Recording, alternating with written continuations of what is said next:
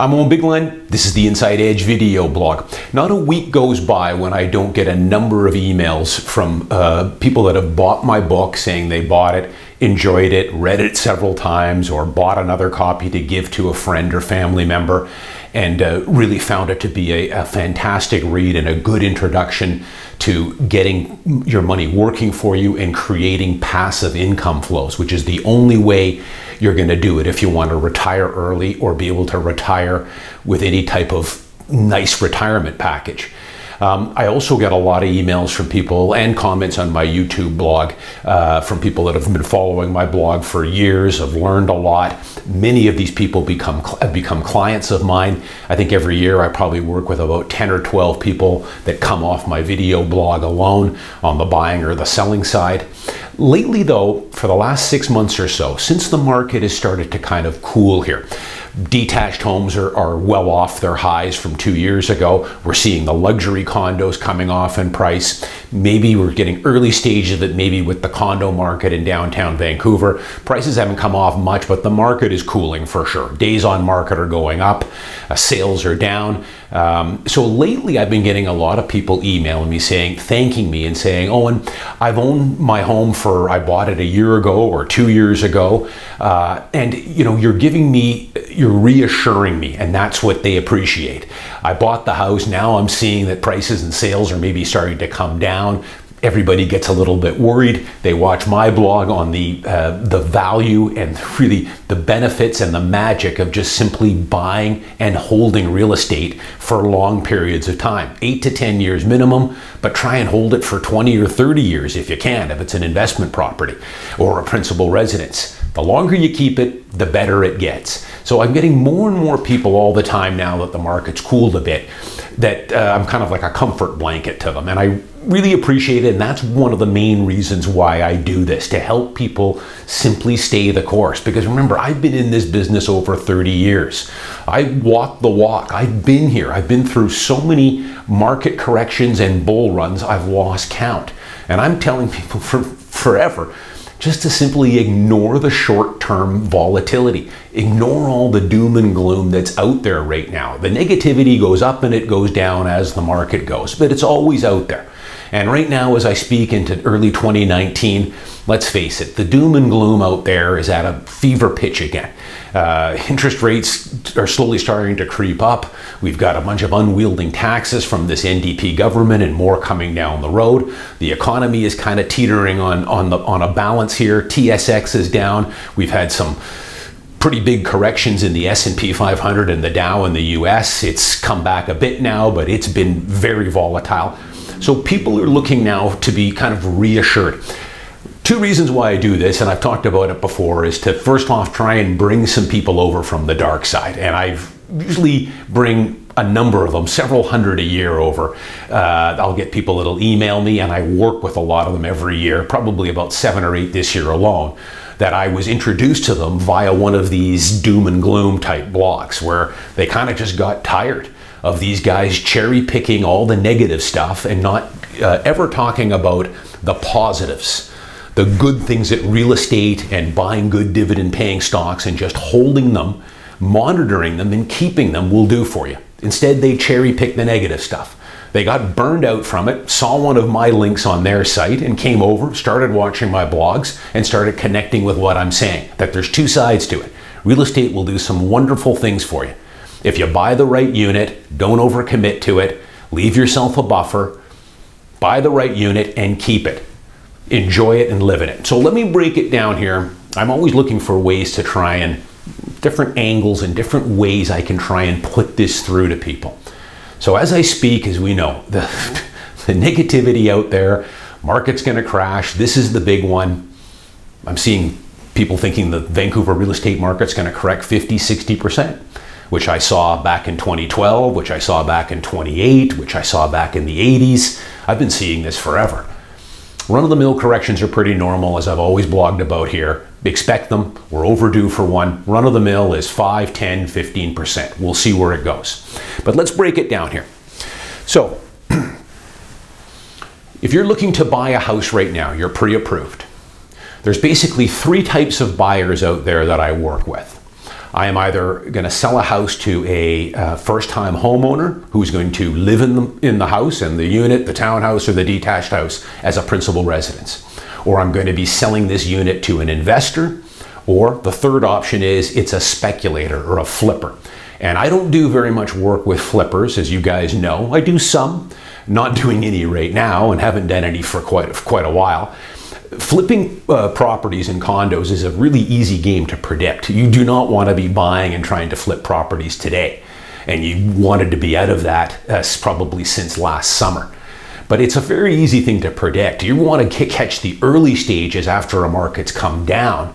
Interest rates have kind of stabilized, buyers are starting to get back out there, and the market's on a rise up. That's when you want to start buying properties to flip. This wouldn't be the market for that. We're in maybe a slow descent or treading water right now on the downtown condos.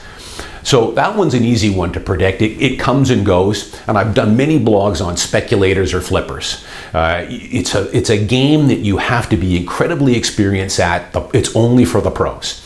And even the pros, it's like a game of musical chairs. You end up getting burnt on one at the end because you'll buy one, spend 6 months renovating it. In between that time, the market takes a turn. Instead of going up, it levels off and starts going down. Now you're going to be looking at a loss. The pros can suck it up. They've got a budget. They're doing most of the work themselves. They're not having to hire trades. They're pros. They know what they're doing. They've done hundreds of them. They can sell it or maybe hold it. They've got deep pockets, rent it out until the market turns.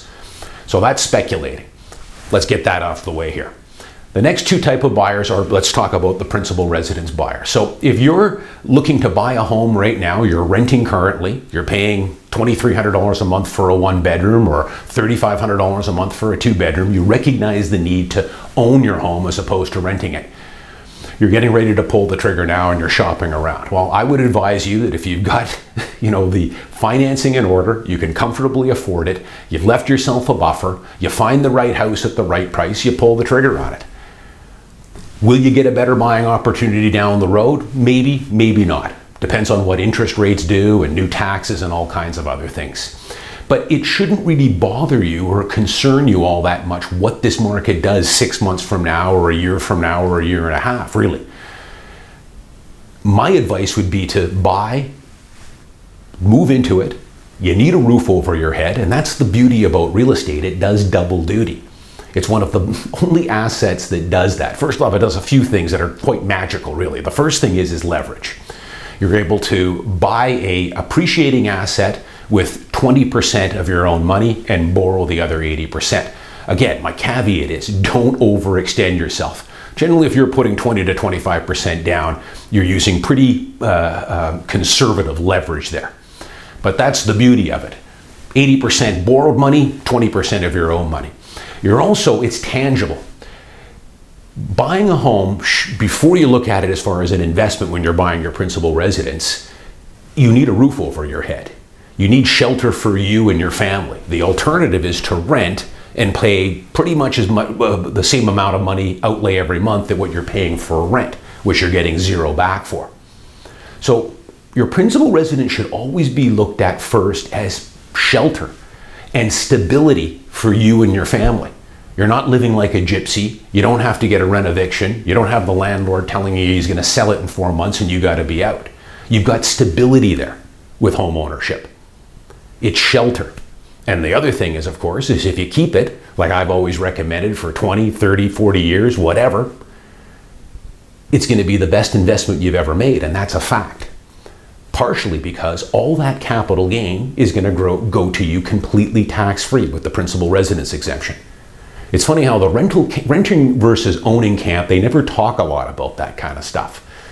The massive amounts of capital you can accumulate in there, completely tax-free. It's the best tax advantage we get. It's the only true tax shelter we get. So if you're buying your principal residence, those are the things you want to look at. Shelter first, stability for your family. And then of course, over the next 20 or 30 years, one hell of a great investment. It's a proven fact that homeowners have far more net worth than lifetime renters by the time they get into retirement age. That's a fact. Second type of buyer, which I do a lot of work with, are the investors.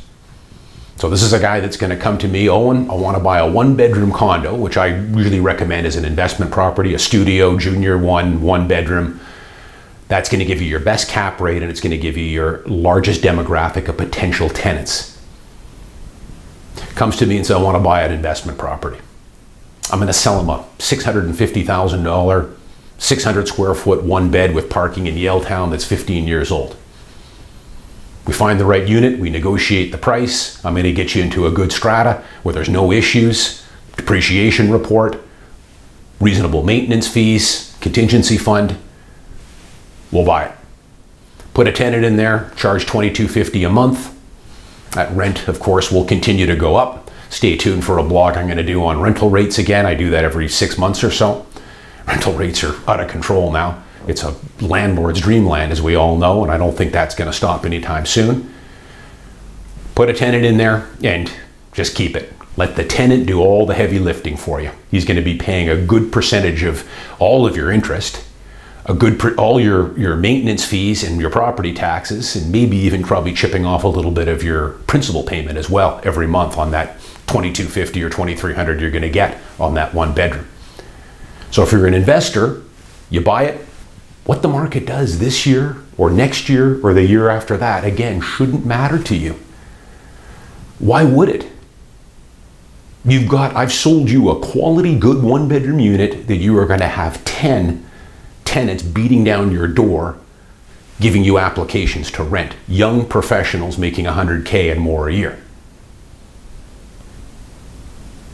It's on autopilot for you. You might get the odd repair thing, you might get the odd levy down the road here and there for little things, but just hang on to it. Keep it. In 25 years, have a look at what it's worth. It's going to be worth substantially more than what you paid for it, and it's a fully paid off condo. Or keep it and just collect the cash flows. You don't have a mortgage on it anymore. This is when life starts to get sweet. So who cares what it does over the next 2 or 3 years? You're an investor. You're not a speculator. And that's what I want to get into here in a minute, the difference between investors and speculators. Investors buy and hold quality assets. They play 9 innings of baseball, which I've always advocated, and if you bought my book, I talk about it. Many people, and I've had them as clients, they'll buy a condo, 2 years later, I'll sell it to them, 2 years later, they're up 150 grand. They'll say, oh, yeah, maybe I should sell. My tenant's giving me notice. I got to put a new tenant in there next month. Maybe now's the time to sell. You can if you want. But usually what I would say to them is, hey, you're only played 2 innings of a 9-inning baseball game here. I know it's tempting. You've made 150K. It's great. Remember, though, you're going to have to pay the tax, man. You got capital gains tax on that. But yeah, you're going to walk away with 100K. It's nice. But my recommendation usually is, what I would suggest is, hey, let's keep it. As much as I'd like to sell your unit, keep it for another 10 or 15 years, and then let's see what it's worth. It's going to make that $100,000 today look like chump change 25 years from now. And that's the way investors think. They play a full ball game. They don't play small ball like I talk about in my book, and I have a chapter on that.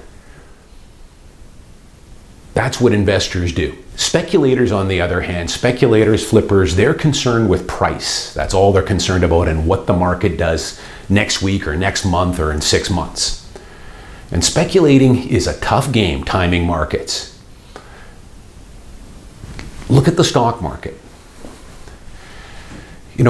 Google this. There's so many articles now and research papers that have come out on active traders versus passive traders. So an active trader is a stockbroker, a financial planner, who's buying and selling stocks, sitting at a desk 5 days a week for 10 hours with 10 computer screens in front of him. And in front there, he's got things like consumer debt levels, credit card defaults, job reports, farm payroll numbers, the Fed meeting minutes, interest rates. He's got 10 screens going at the same time, and he's buying and trading in and out of stocks. Or if you're a client of this guy, he's using your money to trade in and out of stocks, and he's charging you a very, very tall commission to do that. Now, that'd be great if this guy was able to beat the broad index, the passive index, which is the S&P 500, the NASDAQ 100, the TSX, the Dow. But the numbers, if you've read my book and just go on to Google it, 90%, close to 90% of these guys, these day traders, these stockbrokers, these so-called experts, can't beat the broad index every year.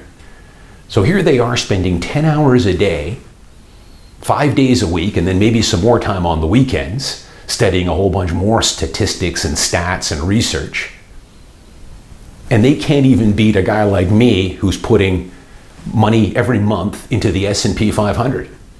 And of the 10% that do beat it, they just barely eke out a beat on it. It's less than half of 1%, the ones that do. And they can't do it for more than a year or two. They get lucky one year and then fall behind later. After you back out all the fees and trading commissions they charge you, very few are ever beating the index. So why would you waste your time? You know, going back to real estate, you know, if you're a flipper and a speculator and you're going to spend 10 hours a day on all these stats that I see some of these guys throwing out on YouTube, housing start stats, and how many new units are going to come online in pre-sale, consumer debt levels, it goes on and on. As Warren Buffett says, if you spend 30 minutes on statistics and reading statistics and analysts and predictions, you just wasted 28 minutes. Instead, just buy and hold. The only time you should be worried about these stats and listening to these guys is if you're a flipper, if you're flipping homes, or if you're a daytime pajama trader trading stock. But I'm telling you, and don't take it from me, do the research on it. You're wasting your time trying to time market and trading in and out of stocks or real estate. It's bad enough with stocks. Forget about it in real estate. If you're flipping homes, remember, I've talked about it many times, real estate is nothing like trading in and out of a stock. You can do that. I trade for free. My portfolio is to the point now where TD and Royal Bank give me free trades. But for most of you, you can sell or buy a stock for $9.99. And you can sell a stock in 3 seconds or buy a stock in 3 seconds. Real estate doesn't work that way. It's not something you want to speculate or time. Because to get in and out of real estate can take months for me to sell your condo, and I'm going to charge you $30,000 in commission. It's not cheap. $9.99 in 2 seconds compared to $30,000 in 2 months. That's the difference between stocks and real estate. You have to realize that. Tune out a lot of this stuff. If it's Vancouver real estate, tune out a lot of these statistics and some of these guys that are throwing their cherry picking every bit of negative information they can get. If you're not following me on Twitter, you should, because I'm the yin to their yang.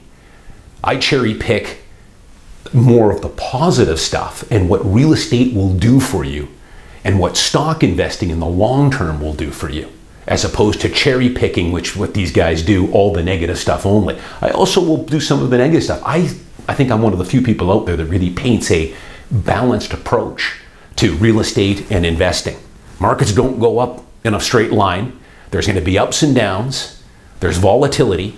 You got to be able to stay the course. That separates the successful investor from the day trader that loses all his money. Remember, a couple other final things here before I wrap it up. You know, to be an investor, this is something that I read in a book many years ago that stuck with me. Who it was, I'm not too sure. But to be an investor, you have to be a believer in a better tomorrow, in a better future. So if you're thinking about buying a home, whether that's going to be your principal residence in Vancouver or an investment property, step back and ask yourself, do you think Vancouver has a bright future ahead of it? Is it going to be better 5 years, 10 years, 20 years from now? Where do you see it? Do you think people will still find Vancouver a desirable city to live? Do you think people will want to pay for the privilege of living in a city like Vancouver, which is considered one of the best cities in the world? Ask yourself that. Now, you know how I feel about it. I think Vancouver is getting better every year. We're already one of the best cities in the world by far. Don't take my word for it. That's why we have our real estate prices like this. We're not the only city. There's probably 20 offhand that I can name right now that are in the class of Vancouver. And all of them have high real estate prices. So you have to ask yourself, which direction do you think Vancouver's headed? If you think Vancouver is hollowing out and it doesn't have much of a future, then you should move or just stay renting, because you don't believe in what tomorrow's going to bring. So I wouldn't invest in it, and I wouldn't buy a principal residence in it. Same thing with stocks. When I pull the trigger on a stock, I ask myself, where do I think this company is going to be 5, 10, 15, 20 years from now? So I look at a company like Johnson & Johnson, which is one of my favorites. Do I think people are going to continue to buy Tylenol? Do I think they're going to continue to buy Listerine? Are they going to buy prescription drugs, medical devices? Do I think Johnson & Johnson's research and development pipeline can they continue to pump out new pharmaceutical drugs that are going to sell and make billions for the company? Yeah, I do. I put my faith too in the management of these companies. They're smart people, way smarter than me. I study the management, and then I put my money with them and let them take care of it. Now, does it work out 100% of the time? No, and there's always going to be setbacks here and there, but as long as the fundamentals of these companies don't change drastically, I stick with them, and I'm usually rewarded quite handsomely down the road. So I hope this helps some people. I'm glad to hear that some people think that my videos are for the people that already own. Maybe they just bought a year or two ago, or maybe they've owned for 15 or 20 years, that I'm a bit of a comfort blanket, a bit of reassurance for them, that you're on the right track, you're doing the right thing. I mean, if you bought a condo last year and maybe it's down 10K from what you bought it for, who cares? Because again, you're either living in it and enjoying it, it's your principal residence, it's shelter, or you've got a tenant in it and you're doing what you're supposed to. You're doing your job. Keep a tenant in it, which shouldn't be hard if you bought the right unit in the right location in the right strata. So I hope this helps people. I want to thank everyone that bought my book in 2018, along for the ride. If you haven't, give it a go. $9 on Kindle. And thanks to everyone who subscribed to my blog in 2018, my new subscribers. I'm looking forward to another fun and prosperous 2019. And I think moving forward this year, because of the way the market is finally starting to balance out, and maybe one of these days we'll maybe even get into a buyer's market, I will be doing more of these positive affirmation type videos, both for the people that own, and maybe I can continue to hopefully bring a few more people over from the dark side in how investors think as opposed to speculators. I'm Owen Bigland. See you next week.